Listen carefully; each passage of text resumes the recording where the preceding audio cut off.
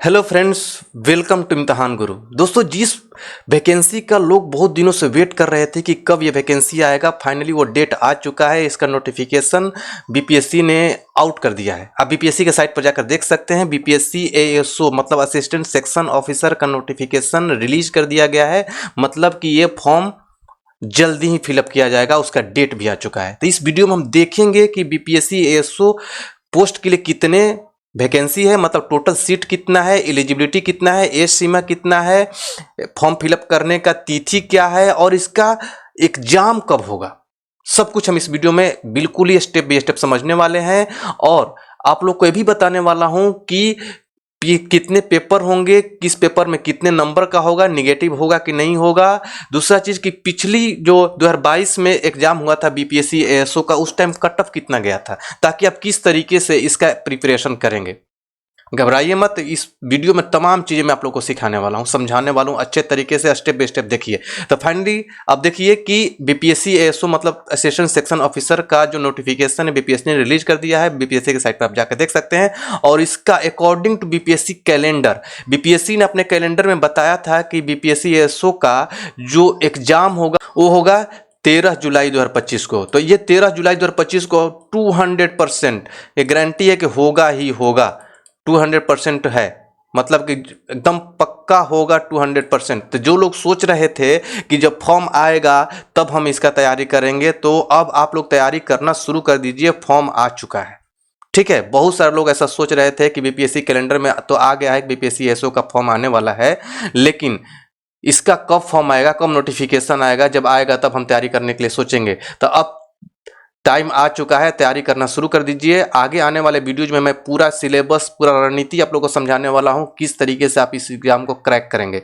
तो बने रहिए इस सीरीज में। अगर आप नए हैं इस चैनल पर तो चैनल को सब्सक्राइब कर लीजिए, नोटिफिकेशन को, बेल आइकन को क्लिक करके रखिए, ताकि तुरंत जैसे मैं कोई वीडियो डालूंगा तो आपके पास नोटिफिकेशन मिलेगा और आप हमेशा अपडेटेड रहेंगे। क्योंकि इस चैनल पर मैं आप लोग को हर चीज़ बताने वाला हूं, किस तरीके से इसकी तैयारी करेंगे, इसका सिलेबस क्या होगा और रणनीति क्या होगा इस एग्जाम को क्रैक करने के लिए।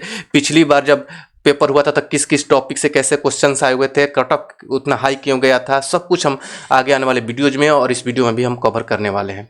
ये पोस्ट बहुत ही दमदार पोस्ट होता है एएसओ का, असिस्टेंट सेक्शन मैनेजर ऑफिसर का, मतलब कि आप डायरेक्टली बीपीएससी ऑफिस में काम करेंगे, ठीक है। तो इसलिए बहुत ही खास है ये। इसका सीट बहुत ही कम आता है, ठीक है। कितने सीट इस बार आए हैं, पिछले बार कितने सीट आए हैं, चलिए इसको हम विस्तृत समझते हैं।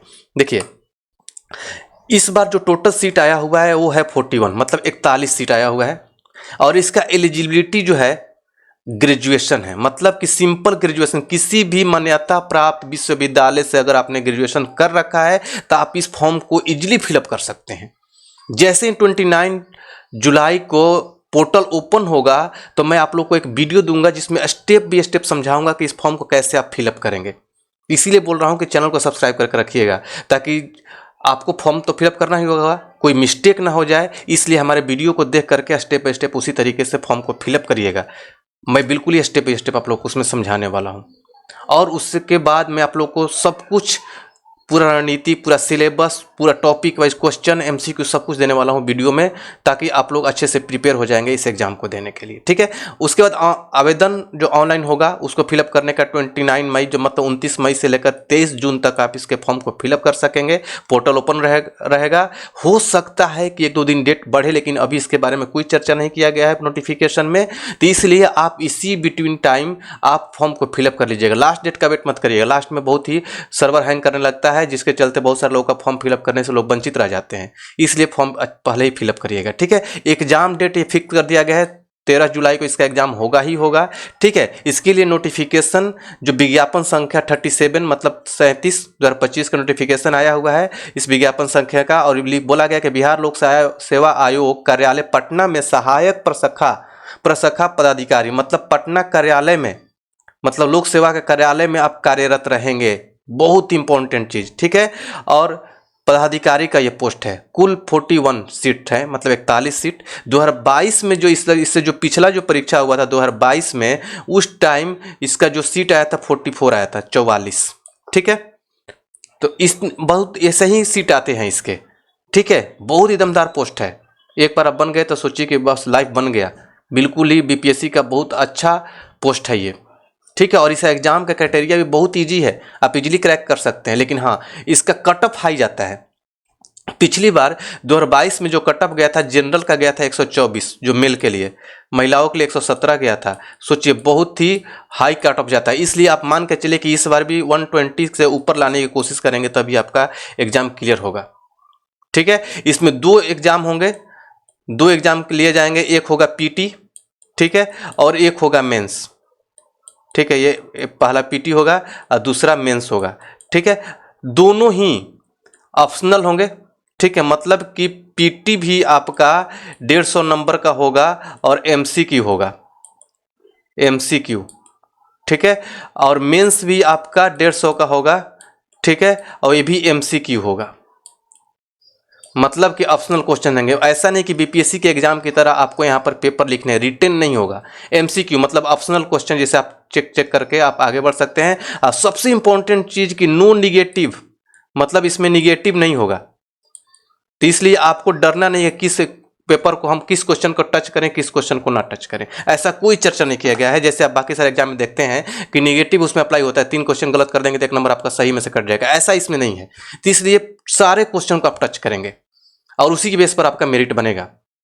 तो इसको तैयारी बहुत दमदार तरीके से करना होगा। कैसे करना होगा आगे आने वाले वीडियो में सिलेबस, रणनीति, सब कुछ आप लोग को समझाने वाला हूँ। ठीक है, देखिए इसमें अब विज्ञापन में दिया गया है कि ऑनलाइन तिथि जो है फिलअप करने का 29 मई, मतलब 29 मई से स्टार्ट होकर 23 जून तक चलेगा। ठीक है, अब इसको मैं दिखाने के लिए और भी डिटेल्स में आप लोग को लिए चलता हूँ बीपीएससी के ऑफिशियल वेबसाइट पर। ठीक है, जहाँ पर मैं आप लोग को बताऊँगा कि किस तरीके से आप भी जाकर चेक कर सकते हैं कि कौन कौन से सब्जेक्ट से कितने कितने नंबर के क्वेश्चन आएंगे, सब कुछ आप लोग को दिखाने वाला। ये चलता हूँ आप लोग को वेबसाइट पर, ऑफिशियल वेबसाइट जो बीपीएससी का है। तो देखिए ये है बीपीएससी का ऑफिशियल वेबसाइट bpsc.bihar.gov.in। यहाँ पर आप देख रहे हैं डेट में कि 21 मई 2025 को इसका नोटिफिकेशन आया है, मतलब कि कल ही आया मिडनाइट। ठीक है, और इसमें इंपॉर्टेंट नोटिस पर जैसे ही आप क्लिक करेंगे तो जो मैं अभी स्क्रीन पर आप लोग को दिखा रहा था वही आप देख सकते हैं कि विज्ञापन संख्या ये है, आवेदन करने का तिथि क्या है और अंतिम तिथि क्या है। ठीक है, अब इसको डिटेल्स में समझने के लिए यहाँ पर एडवर्टाइजमेंट का एक लिंक दिया हुआ है, इस पर जैसे ही आप क्लिक करेंगे तो एक दूसरा पीडीएफ ओपन होगा। ठीक है, और इसमें आप तमाम चीज़ों को डिटेल्स में समझ सकते हैं कि क्या क्या है। ठीक है, इसको चलिए हम डिटेल्स में समझते हैं। देखिए यहाँ पर आप देख सकते हैं विज्ञापन संख्या 37/2025 बिहार लोक सेवा आयोग कार्यालय पटना में सहायक प्रशाखा पदाधिकारी के कुल 41 पदों पर नियुक्ति हेतु सुयोग्य भारतीय उम्मीदवार से विविध प्रपत्र में ऑनलाइन आवेदन आमंत्रित किए जाते हैं। मतलब कि विज्ञापन संख्या 37 है और इसके लिए 41 सीट निकाले गए हैं। ठीक है, अब कोटि वाइज, कैटेगरी वाइज आप यहाँ पर देख सकते हैं कि अनारक्षित वर्ग में कितने सीट्स हैं, अनारक्षित सीट में कितना है, अनुसूचित जाति के लिए कितना है, कमजोर वर्ग के लोग कितने हैं। आप अपने हिसाब से यहाँ पर अपने कैटेगरी देख सकते हैं, किस कैटेगरी से आप बिलोंग करते हैं और आपके लिए कितना सीट है। ठीक है, उसके बाद जैसे जो मेन देखने वाला चीज़ है वो है वेतन। वेतन कितना मिलेगा, देखिए वेतन आपका 44,900 से स्टार्ट होकर के 1,42,400 तक जा सकता है। इससे भी मतलब कि आगे आने वाले समय में जो भी सैलरी बढ़ते हैं तो और भी ज़्यादा होता है एएसओ का सैलरी। बस ये आपको बताया गया है कि ये इतना से लेकर इतना तक आपका सैलरी बन सकता है। बहुत ही दमदार सीट है, बहुत ही दमदार पोस्ट है।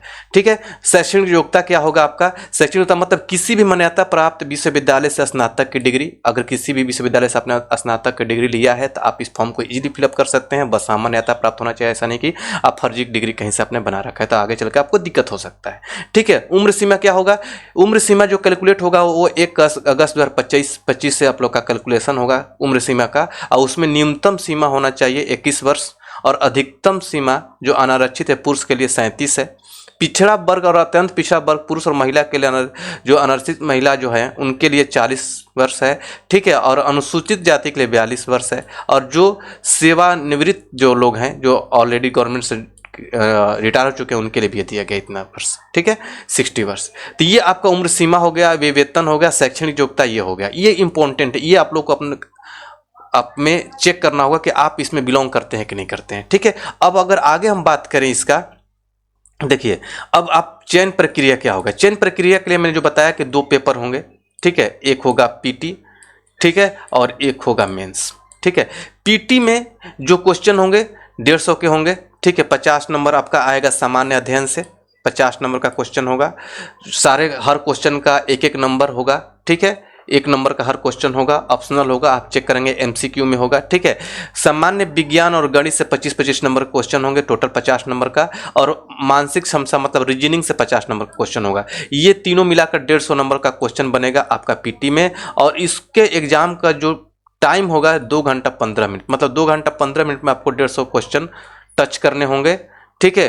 नो निगेटिव, निगेटिव नहीं है, ये बहुत ही अच्छा चीज़ है आपके लिए कि निगेटिव मार्किंग नहीं दिया गया है।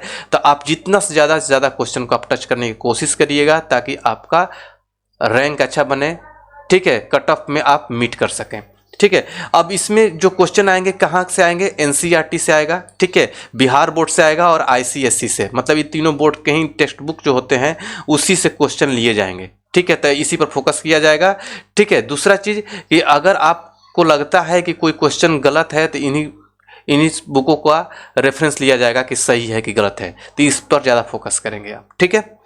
अगला चीज़, अगर आप मेंस की बात करें तो मेंस में भी देखिए अब यहाँ पर भी सब कुछ अच्छे समझाया गया है कि सामान्य अध्ययन में क्या क्या आपको पढ़ना है, ठीक है। आपको सामान्य अध्ययन गणित में क्या क्या पढ़ना है, गणित में कहाँ से क्वेश्चन आएगा, औसत से आएगा, ब्याज से आएगा, लाभ हानि से आएगा, और सामान्य अध्ययन भौतिक शास्त्र, रसायन शास्त्र, जीव विज्ञान, भूगोल, सब सारे क्वेश्चन बनेंगे। हल टेंशन मत लीजिए, आगे वाले वीडियो में पूरा का पूरा सिलेबस बताऊंगा किस टॉपिक से कितना क्वेश्चन आएगा, बस चैनल पर बने रहिए, ठीक है। भारत और उसके पड़ोसी देश के बारे में आपका क्वेश्चन बन सकता है, इतिहास, भारत के इतिहास, संस्कृति, भूगोल, आर्थिक परिदृश्य, स्वतंत्रता आंदोलन, इससे सारे क्वेश्चंस बनते हैं। किस टॉपिक से कितना क्वेश्चन आता है सब कुछ आगे मैं आप लोग को बताऊंगा, ठीक है। उसके बाद रीजनिंग में क्या क्या क्वेश्चन पूछे जा सकते हैं उसके बारे में पर दिया गया है। उसके बाद आप अगर जैसे ही आप मेंस की तरफ जाते हैं तो मेंस भी आपका 150 का होगा, ठीक है। इसमें भी सेम क्राइटेरिया है, 2 घंटा 15 मिनट का होगा, जिसमें कि 50 नंबर आपका सामान्य अध्ययन से होगा, 50 नंबर सामान्य विज्ञान और गणित से होगा, और रीजनिंग से 50 नंबर, ये तीनों मिलाकर 150 नंबर का क्वेश्चन बनेगा आपका, ठीक है। उसके बाद इसका भी टाइम अवधि 2 घंटा 15 मिनट होगा। इसी के बीच में आप लोग को अपना क्वेश्चन का आंसर देकर पेपर को सबमिट करना होगा।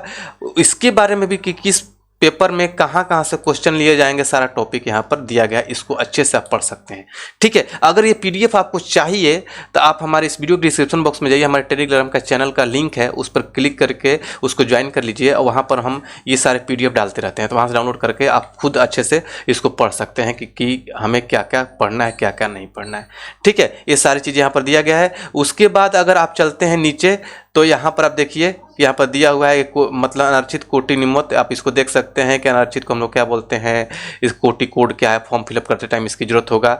सब मेन इंपॉर्टेंट चीज़ मैं आप लोग दिखाने वाला हूँ कि इसका फीस कितना लगेगा, ठीक है। अगर आप जैसे नीचे चलते हैं तो यहाँ पर फीस के बारे में दिया जाएगा, आपको क्या क्या लगेगा देखिए यहाँ पर कि हाल खींचा हुआ पासपोर्ट साइज फोटो लगेगा, आपको पहचान पत्र के लिए आपको अपना कोई ID प्रूफ चाहिए, ये सारी चीज़ें इसमें है। हालांकि जब मैं आप लोग को वीडियो दूंगा स्टेप बाय स्टेप समझाऊंगा कि कहाँ पर क्या देना है, तो उसमें सब कुछ आपको अच्छे से क्लियर करूंगा, ठीक है।